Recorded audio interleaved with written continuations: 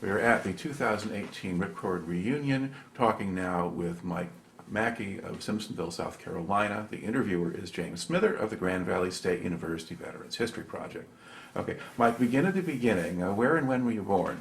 3rd of February 1948, Crawfordsville, Indiana.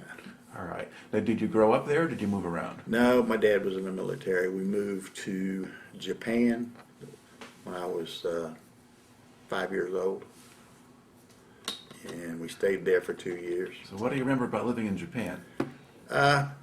Colors. I remember a lot of colors. It was right after the war. And I remember the communists marching and demonstrating. And as a little kid, I just remember bright colors. Mm-hmm. And I remember my maid vaguely, who stayed with us, and just little Right. things. That's pretty young. Right. Okay. And so where did you wind up going to high school? I went to high school really in two places. I went to Waianae High School in Hawaii, and then from Waianae we moved to Columbia, South Carolina. My dad got transferred to Fort Jackson, and then I graduated from Airport High School in West Columbia, South Carolina. Okay. And when did you graduate from high school? 1966. Okay. And what did you do after you got out of high school? I worked in a sign company, Colonial Heights, building signs for about 8-10 months, I think, before the Army started getting close. Okay. So the draft, Vietnam was going on. There was a Yes. draft going on. Right. Okay. All right. Now, how much did you know about Vietnam at that point? Just what I'd seen on TV. I remember helicopters a lot because they were on TV every night, and that's the main thing I remembered about Vietnam. It was just starting to really get hot. Yeah. In that time frame. And All right. So at that point, you decide to enlist before? No. Or do you need a draft notice, or what happens? My dad, he was career military. He'd been stayed in for 33 years. He did World War II, Korea, and Vietnam, and he had told me that I needed to talk to a recruiter and start taking tests for schools that the Army had to offer. So I took all the tests that I could think of to take. I hoped to be like a rocket repairman or something, where I wouldn't have to go to Vietnam. That's what my end game was. That didn't work out that way. And he had called me one day, and he said, "Mike, you better go down and join something in the next few days because you're fixing to get your draft notice." So I went and talked to the recruiter, and I said, "What kind of a school can you give me?" And he said, "The only thing I can give you right now is rotary wing flight." And I said, "Oh no, I don't want to do that." I said, "I see the helicopters on TV. I know they're getting shot down, people getting killed. I don't want to do that." He said, "Well, that's the only school I can give you."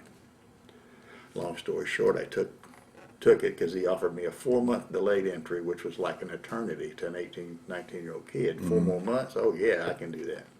All right. So when do you report for duty? It was in the summer of '67. And where did you go? I went to Fort Jackson thinking that's where I would do my basic training because that's what they had told me. They lied. I got to Fort Jackson, got checked in. They put me on a bus and sent me to the airport and put me on a plane to Fort Polk, Louisiana. Okay. And ended up there for basic. All right. So what was basic training at Fort Polk like? Hell. Hot, nothing to do off the base. Of course, we never got to go off the base to begin with. And scary. Any kid that tells you it wasn't scary, basic training was scary when you get off that cattle truck and you have 6 drill sergeants yelling at you. Were you expecting that? Sorta, because my dad had told me kind of what to expect, but it's never hearing what to expect and then being in the middle of it is two different things. But it was scary. Okay. Were you in good physical shape when you yeah. went in? Okay. So you could handle the physical stuff? I could handle physical stuff. I actually gained weight in basic training, like I guess most people do. It's mostly muscle. Build up your muscle, yeah. Okay. And, now, the guys who were there along with you, did you have a sense of where they were from, or if they were? Oh yes, yeah, and everybody from poor farm boys to people that were going to be going to flight school, people were going to go to OCS. They're all bunched together, In Fort Polk, that's where they sent all of us who were going to warrant officer flight school. We all went Okay. through basic at Fort Polk, Louisiana. Okay, so a lot of the guys that you trained with there went with you then Well, we all to went flight there. training? Yeah, but we all kind of went different ways there, different classes. And Right, okay. But do you think you were in a unit that was geared specifically toward people who were going to go to the flight school, or? No, I don't really think that was their purpose. I can't figure out what their purpose was to send us all to Fort Polk, because there was really nothing different about it. It's basic than any other base, I could think. Yeah, well, sometimes they would group people with potentially similar MOSs or similar backgrounds together just because they did that. Right, but this is just my opinion. Yeah. But what Warrant Officer Flight School did, they gave us a Class 2 flight physical before we entered the service to see if we were viable. Yeah, When you get to basic training, they give you your Class 1, which is a little bit more serious. They dilate your eyes and all this stuff. And several people in basic flunked the exam, the physical. So they ended up going to what they call Tiger Land, which is infantry AIT Yes. at Fort Polk. So I think that's their purpose. If they flunk you out or you didn't pass your physical, they just moved you over here and now you're an infantry guy.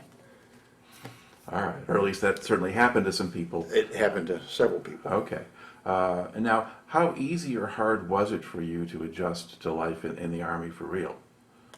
That's a good question, boy. Maybe not that bad, because my dad had been in, all I knew was military from him, but it was not horribly difficult.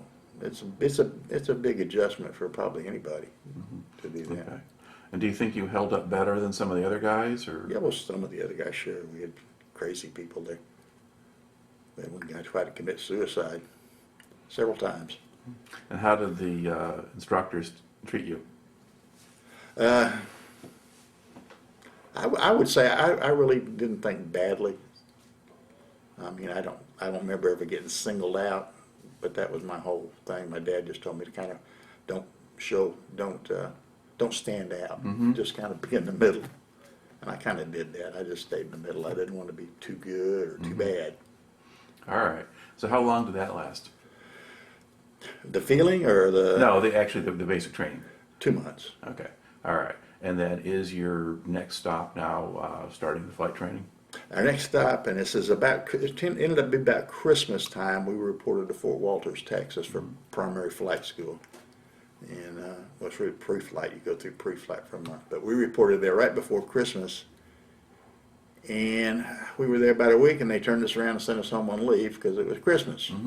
So we went home and then came back. When I got back from leave to Fort Wolters, Texas, my pre-flight class was scheduled to be a couple weeks away. So I had time. I would have had time to get my uniforms ready, and they're really picky. They moved me up. So I started like 2 days after I got back. Okay. None of my stuff was ready. So I'm ironing clothes, sewing patches. All right. Now, so this pre-flight training, this is also, you're becoming, I guess, we ought to explain a little bit for an outside audience. You're becoming a warrant officer. What is a warrant officer? A warrant officer is kind of an in-between rank. You're a specialist when you finish whatever warrant you're in.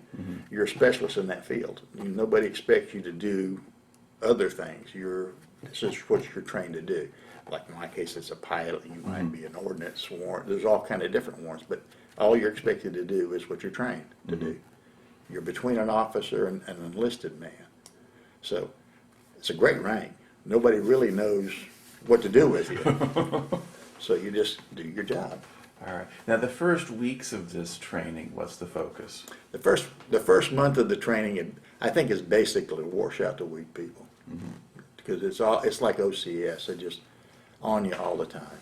It was probably worse than basic as far as inspections and messing with you and just trying to get you to see if they can make you quit. I think that was the whole purpose, just to see if they can wash you out. And what proportion of the class do you think washed out? At that point, I think maybe it wasn't a great proportion. Maybe 5 or 10% at the most. It wasn't a lot. All right. Now, are they starting to actually teach you things about flying? Or Yeah, you're aircraft? still, you're going to ground school, learning about weather, you're learning about, being an officer, you're just learning basic things. And then, after that's over, they, of course, start flight school, which then gets harder. Okay. Now, with the flight school, do they just go ahead and they put you into a helicopter with an instructor and get started? Yeah, pretty much. You've got a half, it's split up in halves. One half of the day is ground school, where you're learning about flying and all kinds of other things. And then the second half is actually flying. Yeah. And they stick you with an instructor, and you find out how uncoordinated you are. All right. What kind of aircraft did you start out in? OH-13, Okay. the Korean bubble. If you ever watch MASH, Yeah. that's what it was. All right. And how easy or hard was that to fly? Initially, it was crazy. I had a judge tell me that one time. He said, flying a helicopter is like sitting on a beach ball in a swimming pool. And that's what it felt like at first. All right. And how did the process work? I mean, what kind of stuff were you, I mean, did you start with taking off, or does the instructor take off and then start having you do things in flight? Now, basically, I think we started out trying to learn to hover. He would sit there and hover the helicopter and explain what each control did. And as he explained what each control did, he'd say, okay, now you got the cyclic, which is the stick. And he'd tell you what it did, and you'd hold it. And that's not too bad. I can hold the stick. Then he'd add something. Okay, now this is the collective. This is what it does. Now get a hold of it. So now you got two things. Then he'd say, these are the pedals. You got the pedals. And all of a sudden you're all over the place. You just, it's crazy. All right. Now, how dangerous was the training? Pretty dangerous. Pretty dangerous. We had one kid in our class. He wasn't in my flight, but he was in my class. That his first solo, his engine quit. Oh. And in a helicopter, when engine quits, the procedure is to lower the collective and take the load off the blades. He pulled the collective. The blade stopped, and he died. All right. Did you have any close calls yourself, or scary moments?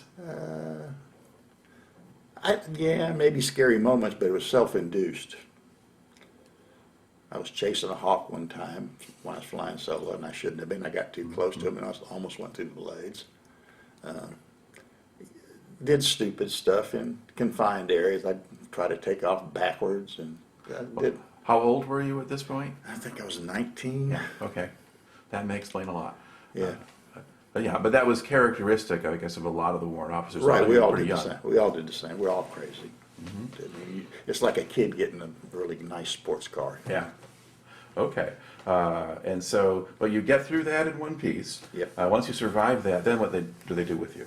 Well, then after you solo, pretty much it's just a learning curve, getting better and better and better. You're practicing engine failures. They'll actually let you go out by yourself and fly around most of the time, and you fly with an instructor just very little, and just basically honing your skills pretty Right. much. And then once you complete that training at Fort Wolters, what do you do next? I went to Savannah to Hunter Army Airfield. We had a choice when I went through. You could go to Fort Rucker, Alabama, or you could go to Savannah, Georgia.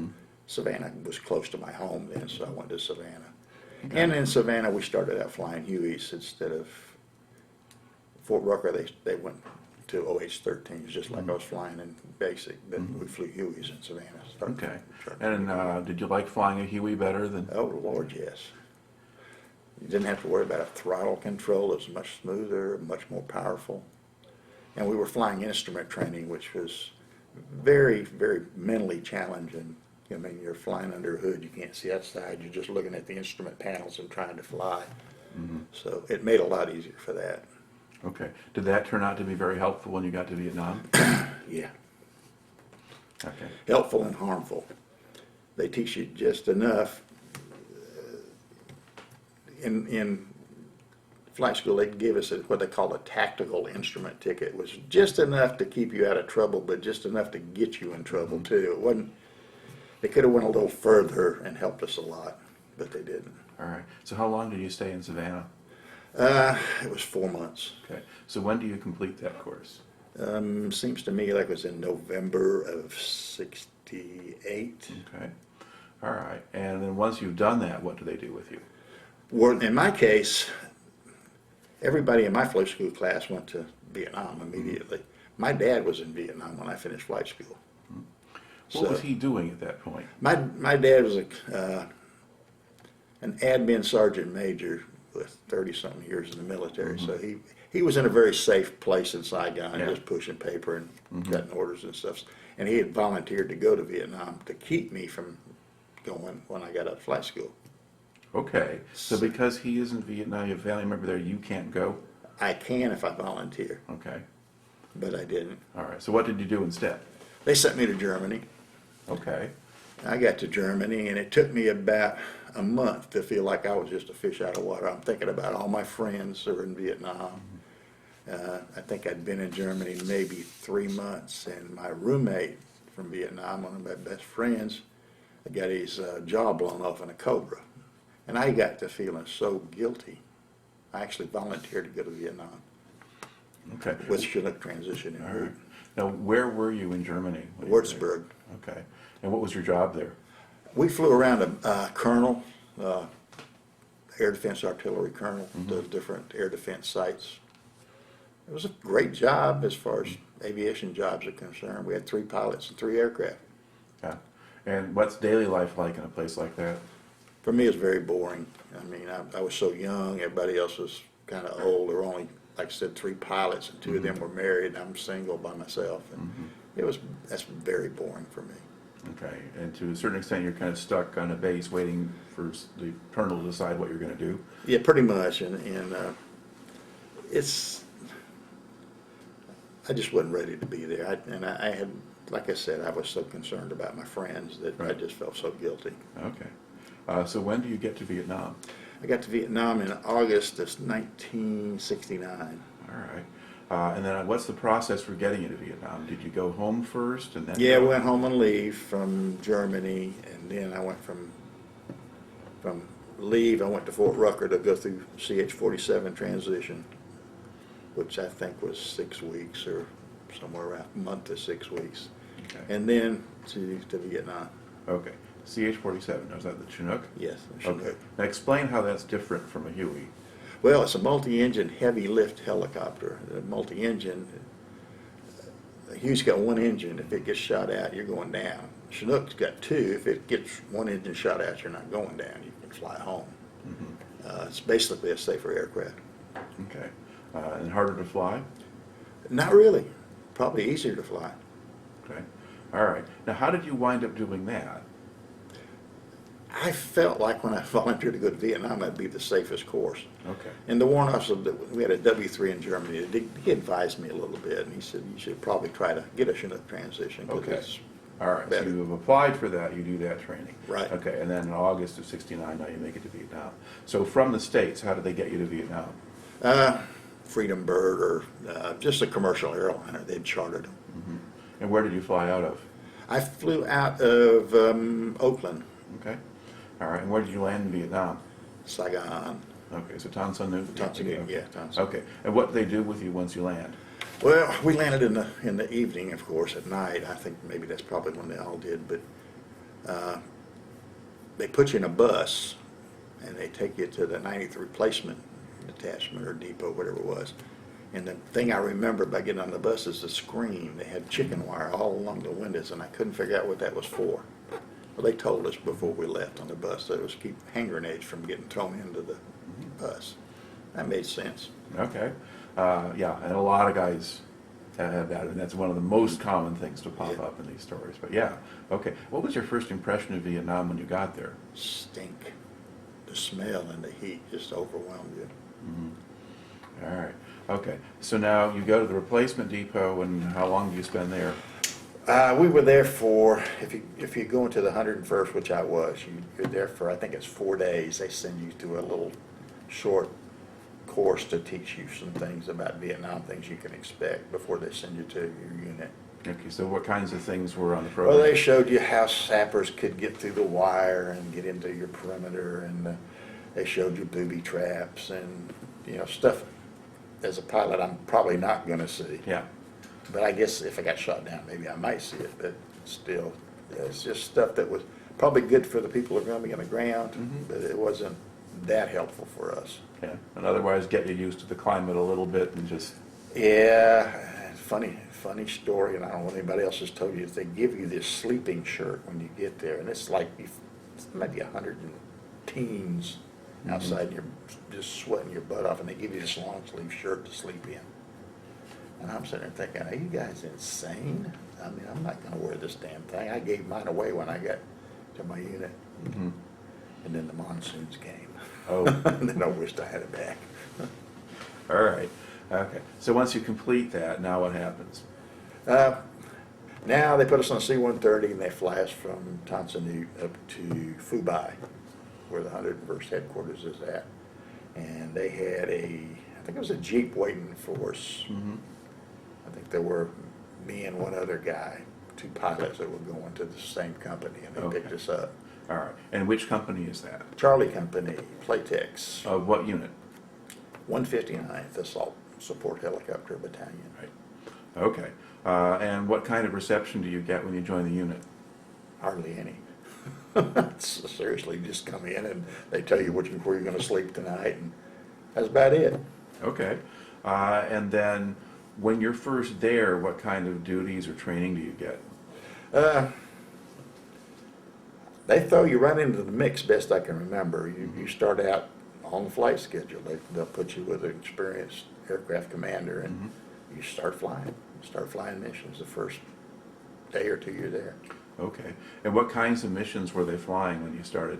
We were flying resupply missions, mostly the artillery bases, resupplying ammo, food, anything. Hauling bulldozers, heavy lift stuff. Okay. Were you going to the Ashaw Valley at that point? We were going out to the edge, not into it. But Okay. we were still at the edge of it. All right.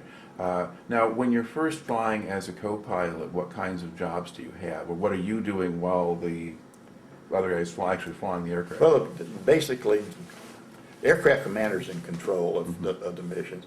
And the way most of them worked it is he'd fly a load, I'd fly a load. He'd Okay. fly a load, I'd fly a load. And as you got further along and the more experience, they'd actually let you start running the missions to see if you could do it. Mhm. And, All right. And then at a certain point, I mean, how long does it take for you to become an aircraft commander? Or at least about 3 months usually, Okay. somewhere in that area. All right. Now, in the kind of in those first few months of flying there, was it particularly dangerous or was it quiet? That's pretty dangerous. Okay. We were up on the demilitarized zone and flying into some very bad terrain, very bad area where a lot of North Vietnamese regulars were. There wasn't Viet Cong, it was regular Army people. Mm-hmm. All right.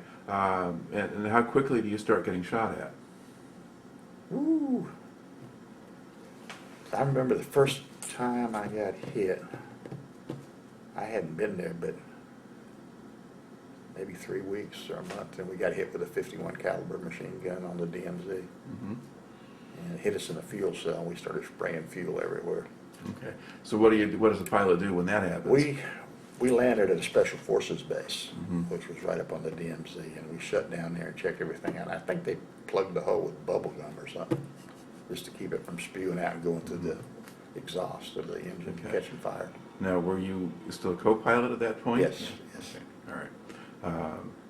Okay, so you're going up along the DMZ as well as kind of up to the hills and the hills. Out around Quezon too, we Yeah. were working out in that area at that point. We were pretty close to Quezon when we got hit. Mhm. Okay. And then how does weather affect what you do? Oh, really horribly. Monsoons in I-Corps were really, really bad, and the weather would get down to maybe 100, 150 foot ceiling, which means you can go up about 150 feet where you put your blades in the clouds. And we were actually running missions in that where we would basically hover around carrying loads to places when you couldn't get any altitude or airspeed. You were just hovering around. Would you sometimes just be in the middle of a cloud hovering above something? And Well, when Ripcord happened, we actually did that kind of thing. They were they put them in and then they got socked in almost immediately. They were running out of everything and begging for us to bring stuff to them any way we could. And we started shooting approaches to about the middle of the mountain. The clouds had come down about the middle of the mountain. We should approach down to where we could still see and then try to hover up through the clouds, just trying to see a little bit of ground as you could, hover up through the clouds to get stuff to them. Could people on the ground guide you at all or help? Sometimes they can guide you by sound. If they hear you coming, they tell you you come a little bit to the right, a little bit to the left, but basically, no, they can't really help other than that. And there wasn't any kind of signal system or? No, not for that. This was just improvisation. I forget who did it first. One of our, I think it was John Wagner. He was my roommate then. I think he was the first one to try it and did it. And he told us, and then of course we all tried. Mm-hmm. All right. And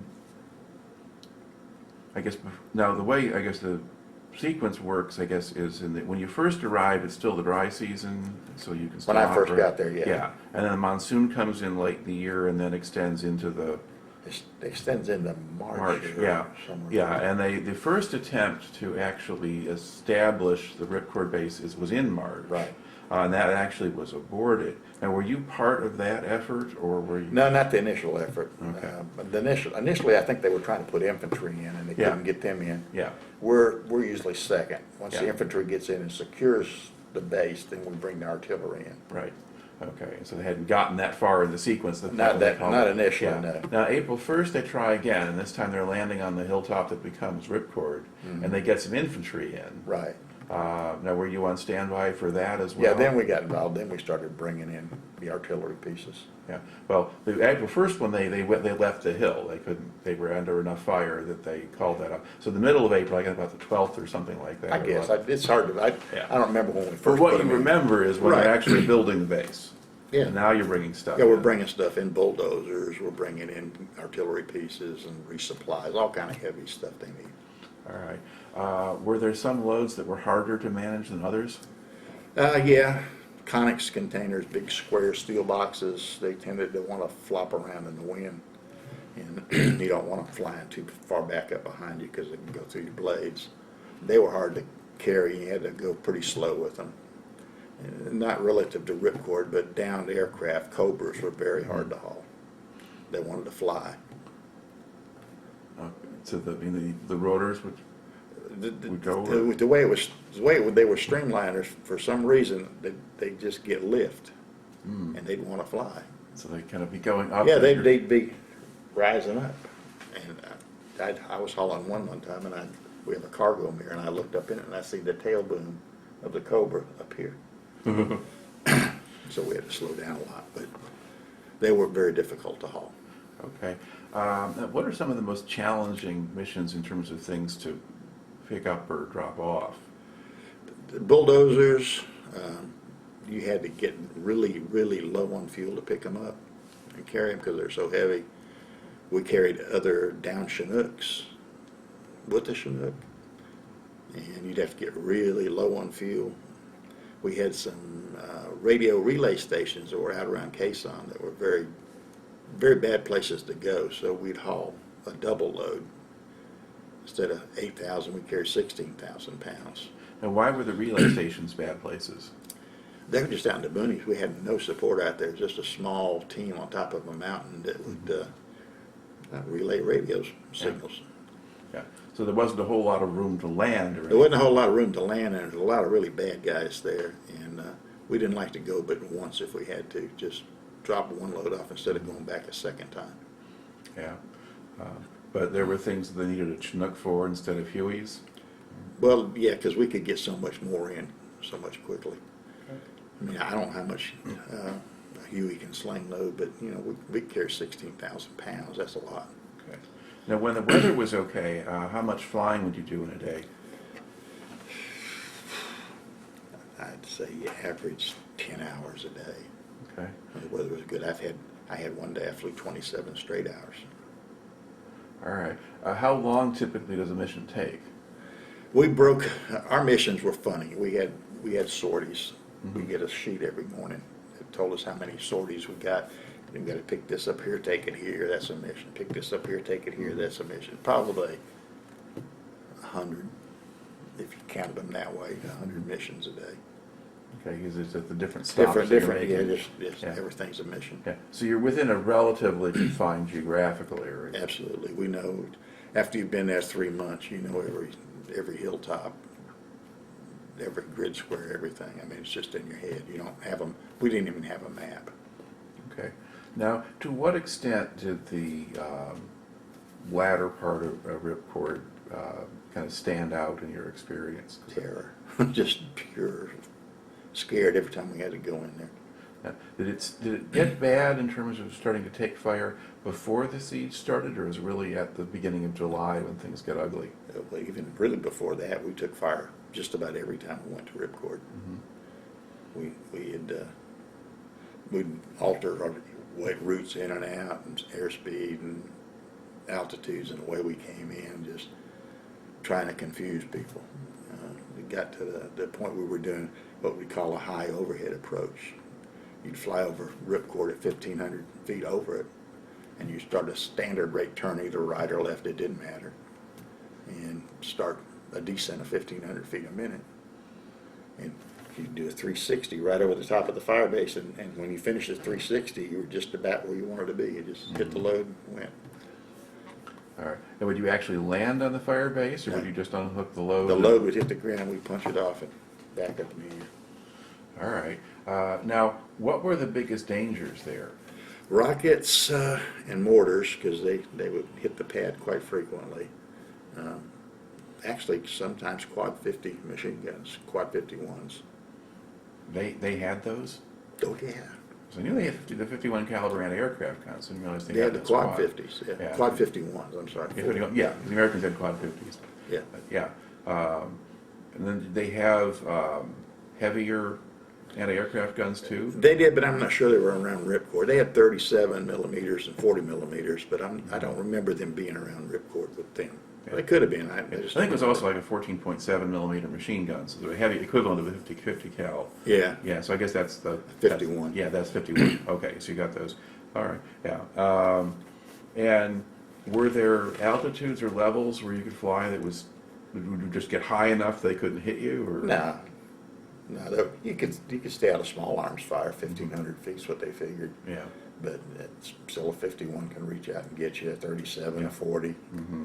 So yeah, I mean, you weren't ever really out of range of stuff.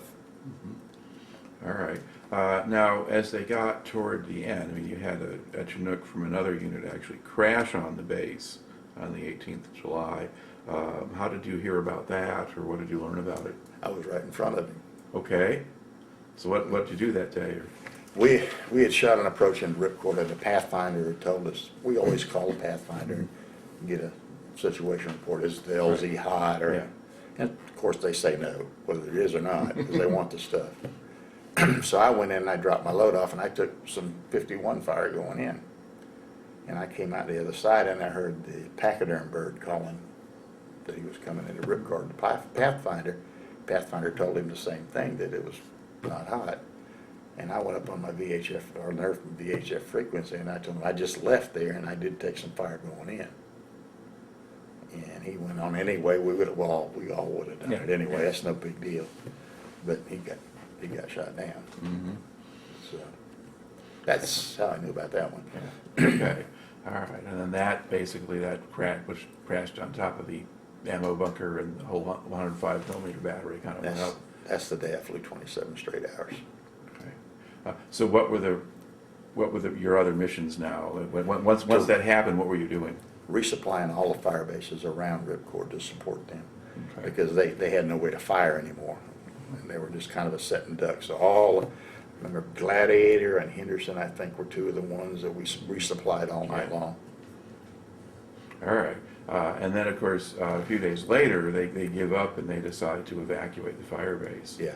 So what do you recall about that? I'm getting short then. I don't have much time left in country. And I really am not supposed to be flying anymore, because about the last 30 days, we just would fly bus runs and easy missions that weren't dangerous so that we could get home. And they were short of aircraft commanders. And I remember them telling me I was going to have to fly again. And I remember the briefing that evening and telling us what we were going to do. And it was pretty scary.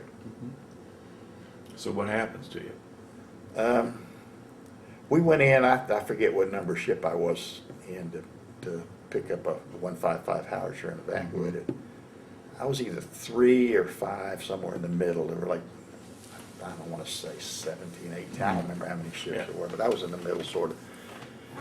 I went in there, and I remember it just as I settled over the load, I remember 3 explosions right in front of me, and then the gunner or the crew chief said there were 3 right behind us, which they got you bracketed, and I just as I picked the load up and pulled off, they said 3 came right down where we were.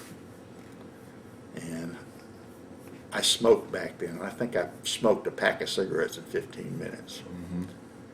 And that was my last official flight in Vietnam, other than I might have flown a bus run to Da Nang or something after that, but nothing dangerous after that. All right. Now, when you got to Vietnam, was your father still there? No. Okay. Because it had worked out with the transition and everything. I was going over as he was coming back. And then as I was coming back, my brother was going over. All right. Now you're coming back at this point. How much time do you have left on your enlistment? I have, I took a direct commission, so I have probably 2 years. Okay. So at what point did you get the direct commission? I got it in Vietnam, about mid-tour. Okay. All right. So now you're a commissioned officer, so you moved up to the next level. Right. Okay. All right. And then when you come back, where do they send you next? Fort Rucker, Alabama. Okay. And what do you, now, you had mentioned getting armor. Oh yeah, I went through the armor basic course en route to Fort Rucker. Okay. So why were they having you do that? I was an armor, they gave me a commission in armor, which is tanks. So my thinking, I didn't have to go to that. I requested it because I figured if I was going to stay in, I needed to have that because Vietnam was ending. They're going to have a big reduction in force. I knew that. And I figured that if I wasn't at least basic course qualified in armor, I would get rifted, which is a reduction in force and removed from the service. So I did that and went through that first. Okay. So what did you actually do during those 2 months? You learned to be a tanker, which was interesting, and it was very cold. This is, I don't know what, maybe it was September, October.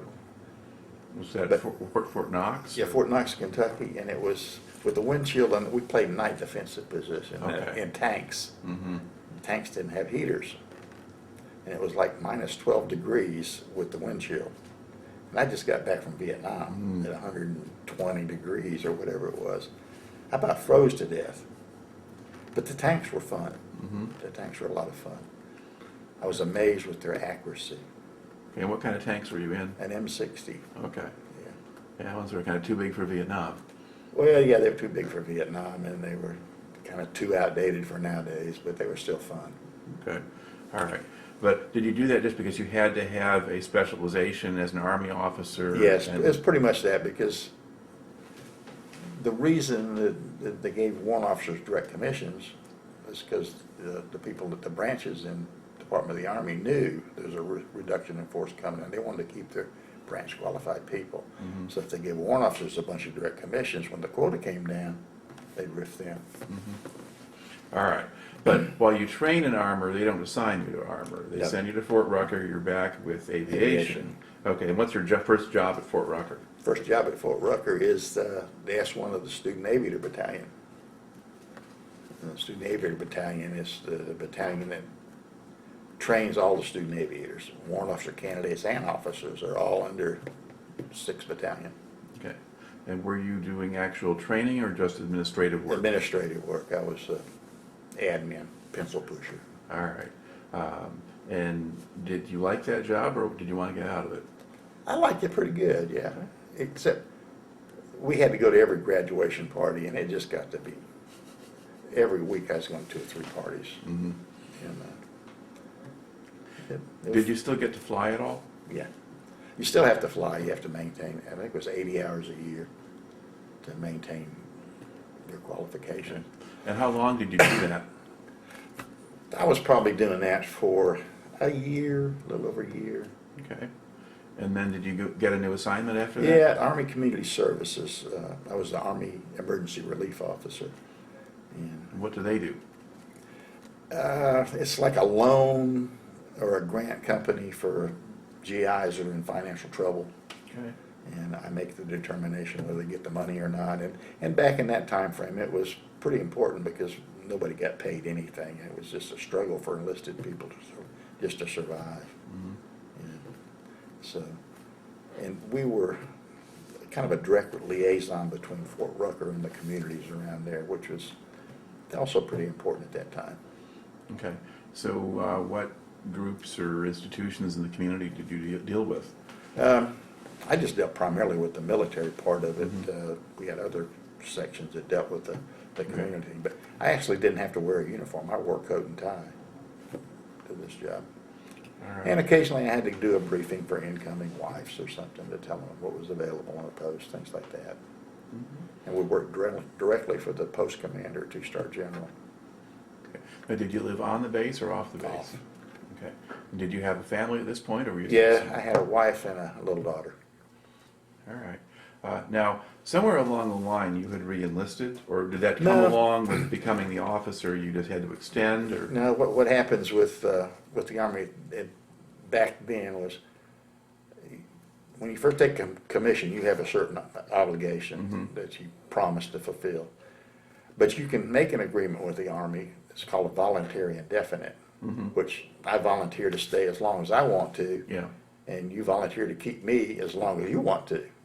So I can stay basically until they decide they don't want me anymore, or I don't want to be there. Okay. So that's what I was, voluntary indefinite. All right. And so how was it that you wound up leaving the Army? I got tired of it. I forget what year they changed to they called it the volunteer army. It was in the 73, 74. Yeah, somewhere in the mid-70s, Yeah. somewhere around there. And they just started getting some really, really bad people.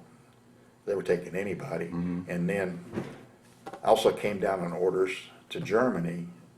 It took me out of aviation and put me in a tank company in Germany, which is, even for experienced armor officers, is a killing ground. I mean, they just chew you up, spit you out. And Why was that bad? well, they put you in the field, and so many of those guys they got relieved out there of their commands in armor. And plus, I didn't want to I wanted to fly. I didn't want to ride around the tank in the cold.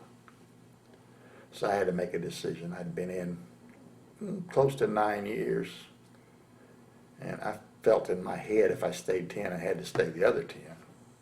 If it's just maybe stupid, but I still thought that. So I just quit. Okay. So there's a fair amount out there about sort of decline in morale in parts of the military and stuff after Vietnam or at the end, and sometimes problems with the all-volunteer Army. But sometimes the aviation units might at least still get better people than other places, but was it still but you were even seeing that? Yeah, even in aviation, it was starting to get that away.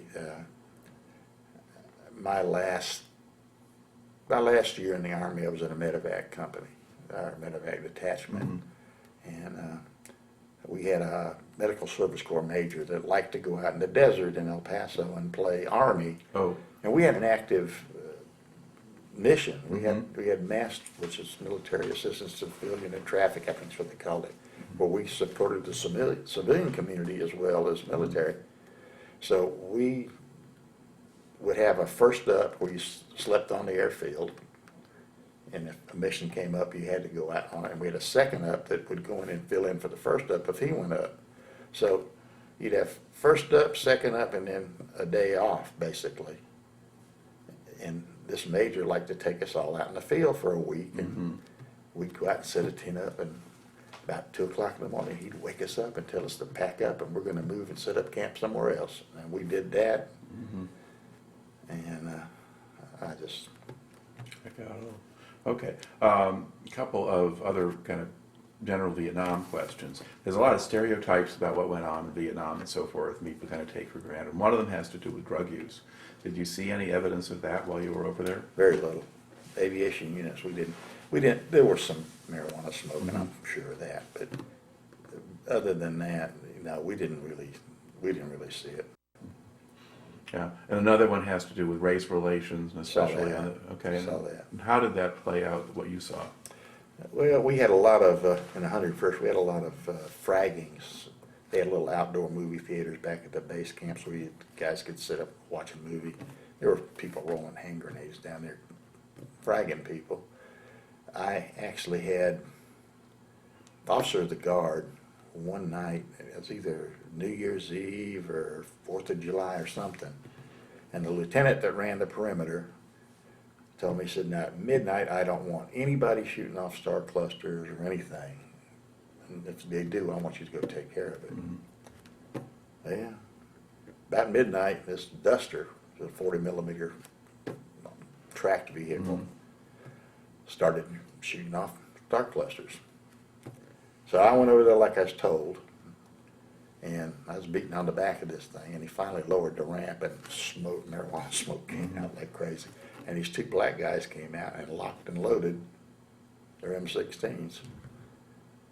And I said, so I don't remember something to the effect of, this is Lieutenant Mackey, and you need to not be firing them star clusters. And they said, Lieutenant, you better find your ass away from here. And that's what I did. Mm-hmm. Too many officers died of friendly fire. I didn't want to be one of them. All right.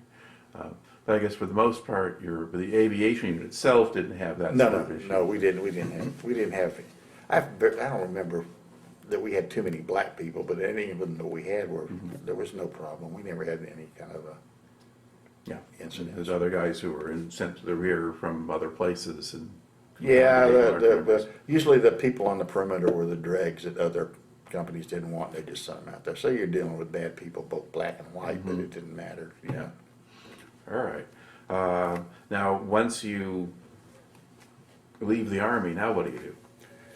Let's see, I opened an Indian jewelry company with my roommate who's a West Point graduate. We did that for a while, and part-time I was working security for Concerts West. I ran security for them in El Paso for rock concerts. And then I got in the car business. That's where I stayed for many more years. How did you wind up in El Paso? Was it Fort Bliss, Texas, is where I got out, and that's El Paso. Oh, okay. So after Fort Rucker, you're in Fort Bliss. Yeah, I went to Korea. We didn't get to that part. Korea, yes. Tell me about Korea. You hadn't mentioned Korea before. Yeah, I went from Fort Rucker to Korea. Okay. And I like Korea. Okay. What was your job there? I was the operations officer for a Chinook company Okay. And where were they based? in Camp Humphreys. Okay, which is near anything in Korea? Is it near the DMZ or is it? Anjeong-ri Okay. or Osan's close by. Pyeongtaek, Okay. How far were you from the DMZ? probably 70 miles, Okay, 80 miles. so you're someplace south of that. Yeah, Okay. yeah, I'm All not right. on DMZ. All right. Yeah, and so how were you spending your time there? Badly. Okay, so there wasn't a whole lot of stress there at that point, or? No, there was no stress. I was just behaving badly. Okay. How long were you there? A year. Okay, so when was that? 73 to 70, no, 72 to 73, I'm sorry. All right. Okay, so you tried on some different places at different points in Germany and Korea Yeah. and so forth, and Texas. Okay, so but the last assignment was in El Paso. Yeah, so that's when you were doing all of that with the medevac. Yeah, in El Paso, yeah. Okay. All right, so the car business. All right, so as car dealer, seller, repairer? Seller for several years. I did several different things in the car business. I was used car manager, finance manager. I owned my own little car lot for a while. I was a wholesale manager for a large multi-franchise dealership. Okay. And how did you wind up in South Carolina? I left El Paso. I partied a lot in El Paso. Okay. And I don't know whether that was from Vietnam or not, but I was having fun, I thought. There was a bar I used to go in all the time that Banditos bikers used to hang out in. I knew most of them who were fine. But one of them I didn't like, and he didn't like me. And one night, he had a lot too much to drink, and I had maybe too much to drink. And he came around threatening people at the bar. And I decided when he got to me, I was going to hit him with a long neck bud, and I did. Well, the next day, one of my other friends in the Banditos told me I better get out of town because he planned to kill me. Okay. So I left. And it just so happened I had a friend who he ferried aircraft for a living, and he was ferrying one to Myrtle Beach from El Paso. And I told him, well, I'll fly co-pilot for you and help you fly and navigate. And he said, fine, come on. And he dropped me off in Columbia, and that's how I got back here. All right. So what year was that? That was 1980. Okay. All right. And so what kind of career then did you have after that? Or you stay with cars? Or? Yes. Okay. Sadly. All right. Now, so how do you think you've been suggested a little bit? Do you think? I mean, have you been diagnosed with PTSD or anything like that? Yeah. And when did you kind of Find out. find that out? Yeah. I actually, I didn't know the VA could do anything for us because they never told us anything good that we could look for help. Yeah. Well, one day I had I forget, it was the back of my hand, I had something just start popping up, and it scared me. I thought it was skin cancers, and it turned out to be that, but it was not a bad one. And I had no insurance, so I didn't know what the hell I was going to do. So I figured I might as well go to the VA and see if they can help me.